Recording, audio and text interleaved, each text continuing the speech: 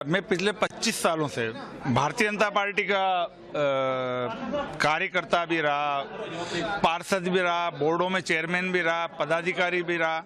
लेकिन वो जो भाजपा थी जो हमने ज्वाइन की थी वो अटल बिहारी वाजपेयी जी की नीतियों से, राष्ट्रवादी नीतियों से देश को जोड़ने वाला जो उनका मकसद था, नीतियां थी, भैरव सिंह शेखावत जी वाली, वसुंधरा जी वाली। लेकिन अब जो भाजपा दिख रही है, कहा गया कि सबका साथ, सबका विकास और सबका विश्वास। क्या आपको राजस्थान में दिख नहीं रहा कि 11% जो लोग हैं उनको नुमाइंदगी नहीं दी गई?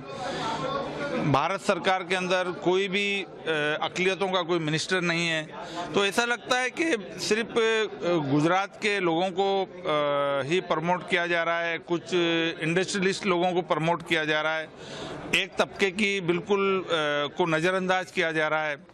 और तो इन सब बातों से आहत होकर, बहुत दुखी होकर ये निर्णय किया कि अब ये वो बीजेपी नहीं है जिस आइडियोलॉजी को हमने, जिस नीतियों को हमने सोच के समझकर और भाजपा ज्वाइन की थी। लेकिन अब वो अटल बिहारी वाजपेयी जी जैसे, भैरव सिंह शेखावत जी जैसे नेता अब नहीं है जो सबका साथ, सबका विकास और सबका विश्वास की बात करते थे। लेकिन अभी जो दिख रहा है, आप देखते थे कि रमजान खान साहब को पुष्कर जो धार्मिक नगरी है वहाँ से टिकट दिया जाता था, वो भाजपा थी। लेकिन आज राजस्थान की 200 सीटों में एक भी नुमाइंदा हमारा नहीं है। 5 स्टेटों के अंदर चुनाव हो रहे हैं जहाँ पे 80% माइनॉरिटीज़ के वोट है, वहाँ पे भी हमारी नुमाइंदगी नहीं है।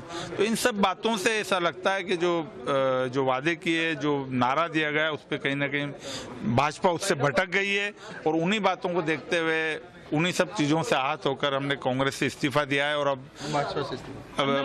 भाजपा से इस्तीफा दिया है और अब कांग्रेस हम लोग ज्वाइन करने जा रहे हैं। और भी पार्टियां थी, लेकिन अशोक गहलोत जी ने 5 सालों में जो काम किया है, जो किसानों के लिए, युवाओं के लिए, महिलाओं के लिए जिस तरीके से काम किया है, उन सब बातों को देखते हुए, इनकी जो स्कीमें है उन सब चीज़ों को देखते हुए, और जिस सरलता से, जिस डाउन टू अर्थ होकर इन्होंने काम किया, उन सब बातों को देखते हुए हमने ये तय किया कि हम कांग्रेस ज्वाइन करें।